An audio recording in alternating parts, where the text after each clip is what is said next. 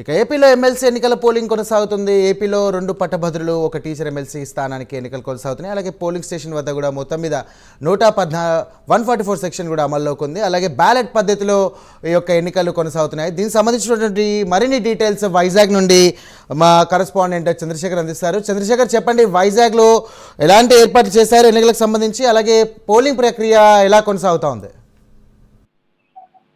Good morning Sairam. Uttarandhra teachers MLC ఎన్నికలకు సంబంధించి ఇప్పటికే అన్ని ఏర్పాట్లు అయితే పూర్తి చేయడం జరిగింది. అయితే ఈ రోజు ఉదయం 8 గంటల నుంచి కూడా పోలింగ్ కేంద్రాల వద్ద 144 సెక్షన్ అయితే అమలు చేసిన పరిస్థితి కనిపిస్తుంది. ప్రధానంగా ఉత్తరాంధ్రకు సంబంధించినటువంటి పోలింగ్ కేంద్రాలు ఏవైతే ఉన్నాయో, ఇటు పాయకరావుకి సంబంధించినటువంటి కానీ లేదా ఇటు అనకాపల్లి జిల్లా, విశాఖ జిల్లాకు సంబంధించినటువంటి ఆనందపురం మండలం, ఈ మండలాలన్నింటిలో కూడా ఇప్పటికే ఓటర్లంతా కూడా వచ్చి ఓటు హక్కు వినియోగించుకుంటున్న పరిస్థితి కనిపిస్తుంది. మరికొన్ని ప్రాంతాలు ఏవైతే ఉన్నాయో ఈ ప్రాంతాల్లో మందకొడిగా ఓటింగ్ అయితే కొనసాగుతుందని చెప్పుకోవచ్చు. ఇప్పటికీ కూడా కొన్ని ప్రాంతాల్లో 1 నుంచి 5 ఓట్లు మాత్రమే నమోదైన పరిస్థితి కనిపిస్తుంది. ప్రధానంగా ఓటింగ్ కేంద్రాలకి వెలుపల ఎవరు కూడా సెల్ ఫోన్ వినియోగించరాదంటూ కూడా అధికారులు ఇప్పటికీ చెప్పిన పరిస్థితి కనిపిస్తుంది. అక్కడ పూర్తిగా గట్టి పోలీస్ బందోబస్తు అయితే ఏర్పాటు చేయడం జరిగింది. ఇటు ఓటింగ్ సంబంధించి కొన్ని ప్రాంతాల్లో అయితే ఓటర్లంతా కూడా ఒక్కొక్కరుగా వచ్చి ఓటు నమోదు చేసుకున్న పరిస్థితి కనిపిస్తుంది. ప్రధానంగా ఓటింగ్ కేంద్రాలు ఏవైతే ఉన్నాయో ఓటింగ్ కేంద్రాల చుట్టువైపులు కూడా గట్టి భద్రత అయితే ఏర్పాటు చేసిన పరిస్థితి కనిపిస్తుంది. అయితే ఈ నేపథ్యంలో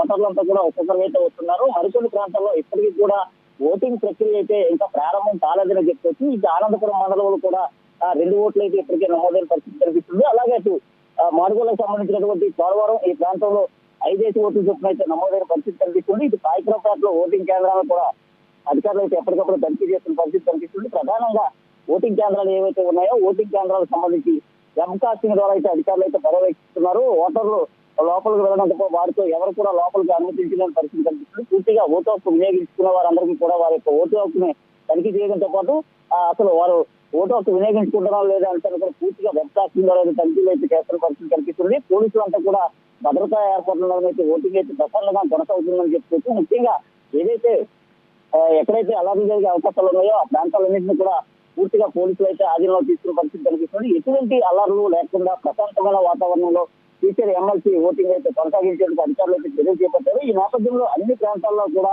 ఓటింగ్ ప్రక్రియ అయితే సరళంగా సాగుతుందని చెప్పుకొస్తున్నారు. Thank you Chandrasekhar.